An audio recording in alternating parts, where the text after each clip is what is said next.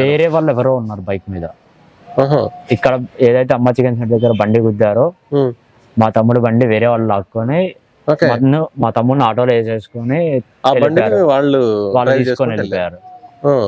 మీ తమ్ముడు బండి కనబడుతుంది, బండి నెంబర్ ఏమైనా కనబడుతుంది? నెంబర్ అవన్నీ క్లారిటీ లేవు, సీసీ కెమెరా బండి అయితే మన బండి అన్నప్పుడు మనకు ఐడియా ఉంటుంది, దాని మీద ఉన్నది మాత్రం తమ్ముడు కాదు.